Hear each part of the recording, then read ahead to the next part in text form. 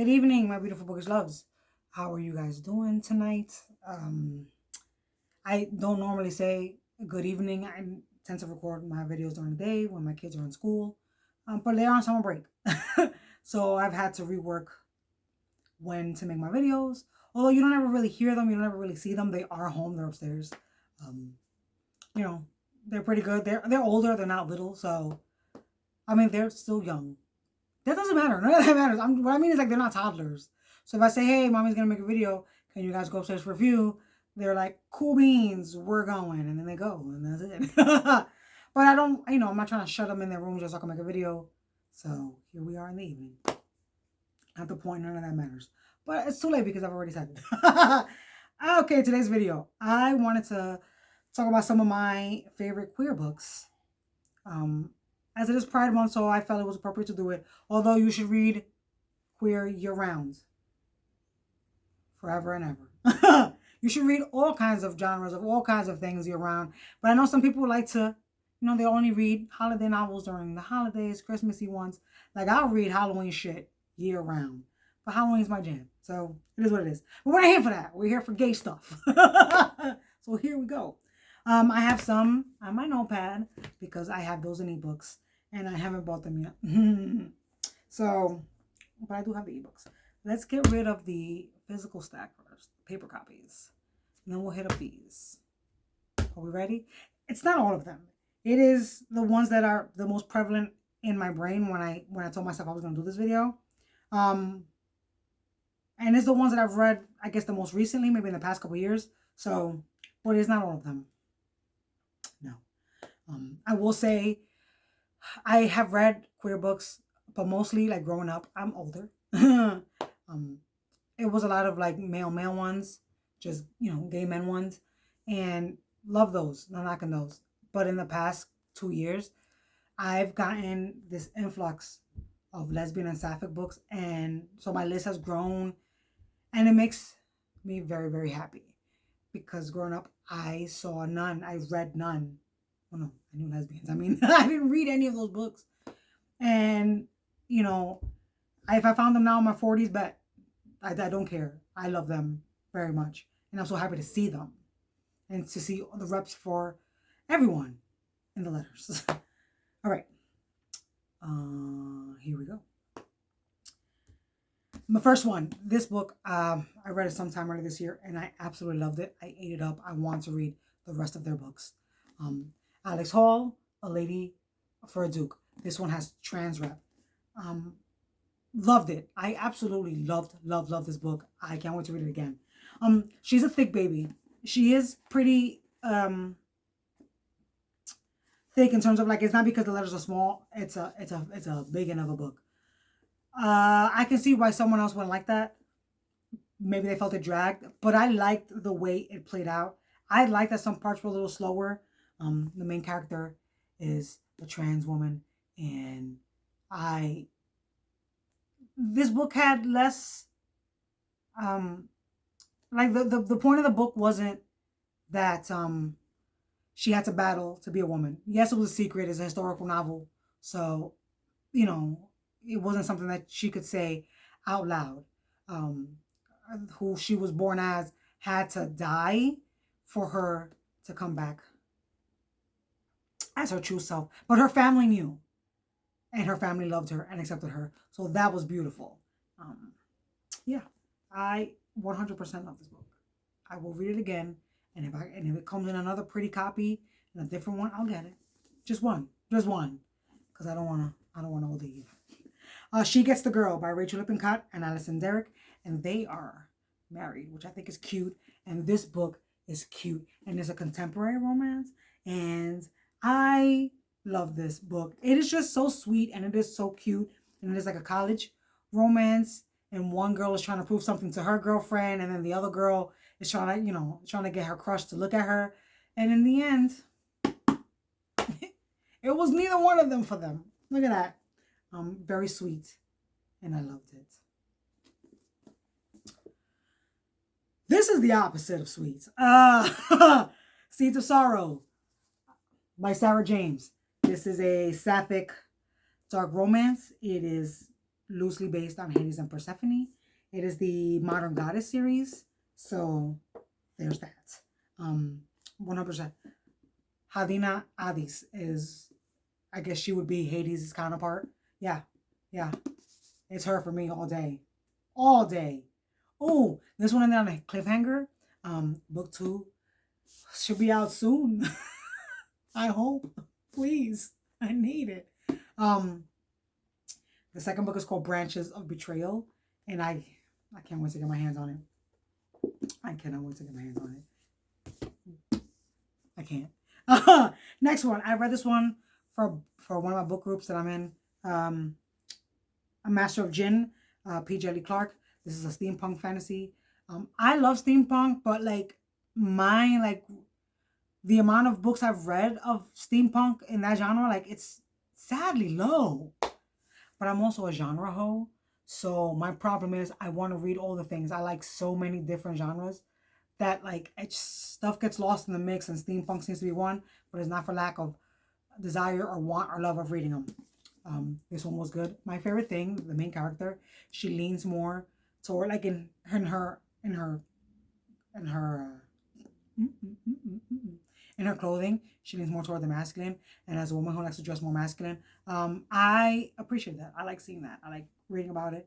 And this was a really good book. I want to say this is his debut. Okay, that's not time to look for that right now, but I'm like almost positive it's his debut. Either way, this is not the last book of his I'm gonna read.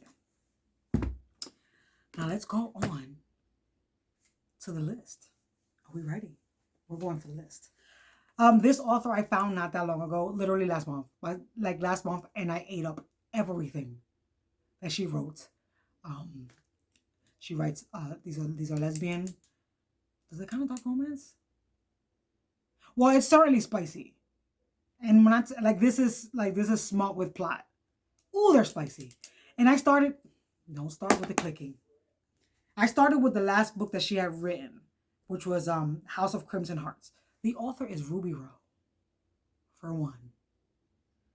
And I started with the Immortal Lovers series, which only has one book right now. And book 2 was just sent off to the editor. I know these things because I follow her on the social medias. I started with House of Crimson Hearts.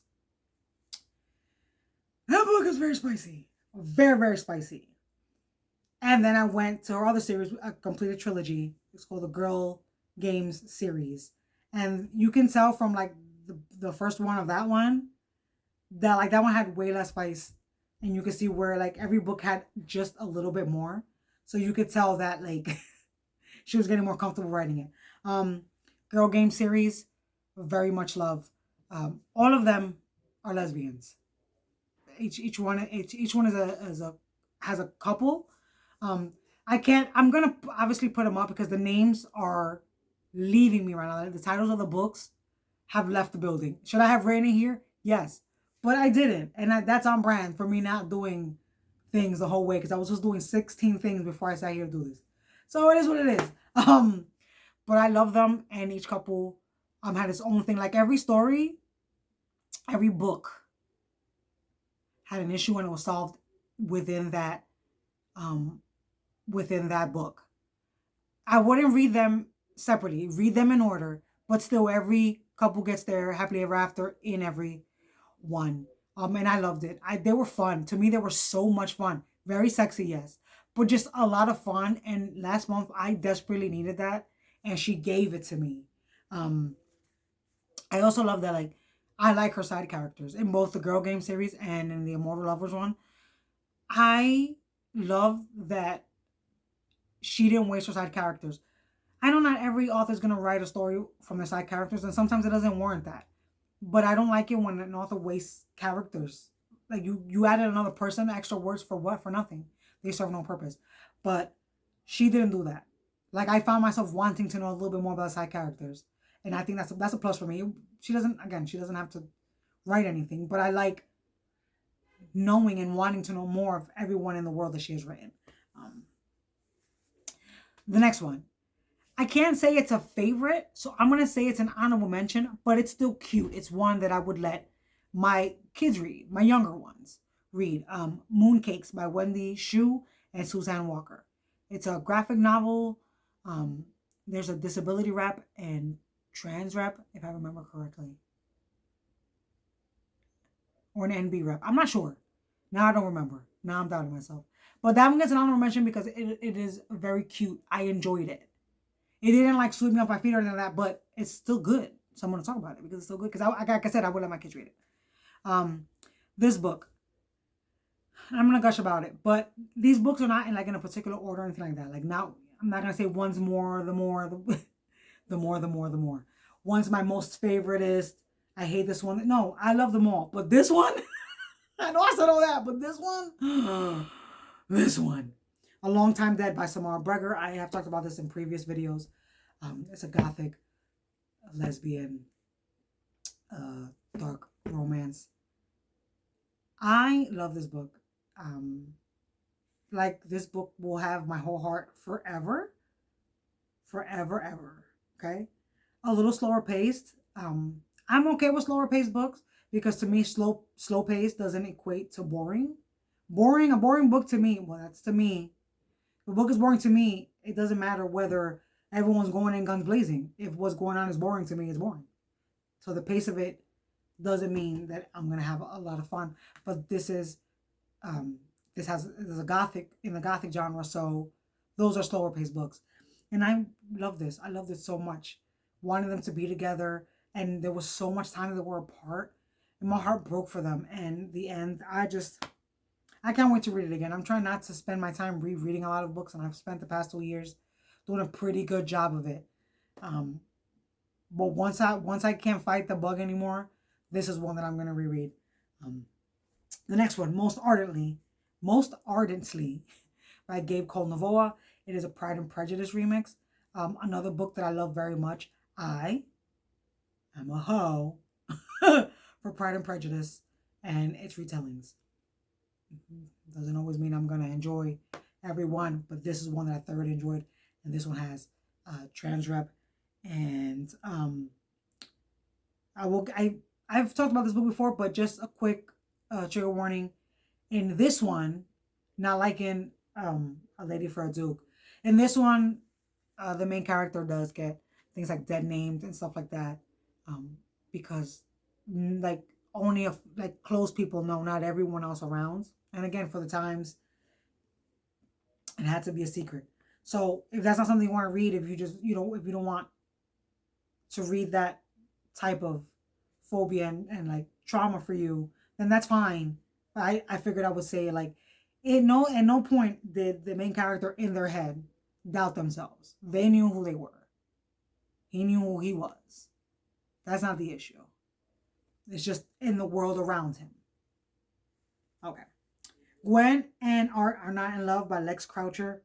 This book was hilarious. I had gotten an e-arc of it, and I'd never read a Lex Croucher book before. This book was fun. I mean, it's a queer medieval, retelling. Gwen and Art, King Arthur and all that. So I'm like, absolutely, I want in. But I didn't expect to have as much fun as I did with this book. 10 out of 10, top notch. This Delicious Death by Kayla Cottingham. Another fun book. It is a YA horror. Another book that I was interested in reading, and I thought that I would like it. I thought that I would enjoy it. But as another book, I'm like, this was a lot of fun. I mean, some parts were gory. I did say horror, like it is YA horror. So, it's not to the extremes, but it does have some of it in there. And just fun. Last but not least,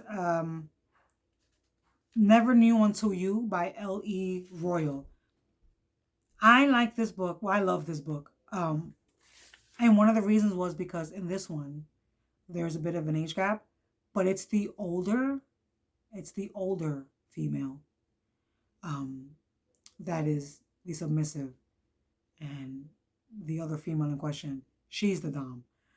And I enjoyed that. Like, this one was going through a lot in her life, and she was just hitting a new chapter.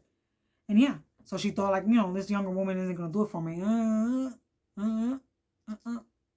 She had a lot of doubts and all that because, she was going through a divorce, and she's like, I thought we were okay. And to find out your wife is cheating on you and all that stuff.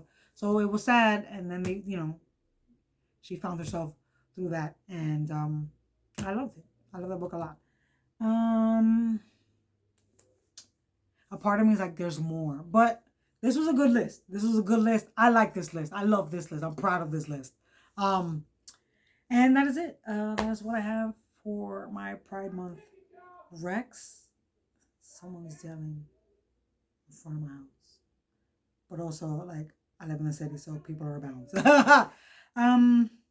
What was I saying? I don't know. If you enjoyed this, like and follow, and I don't have anything else. So I'm gonna leave. Okay, I'm leaving.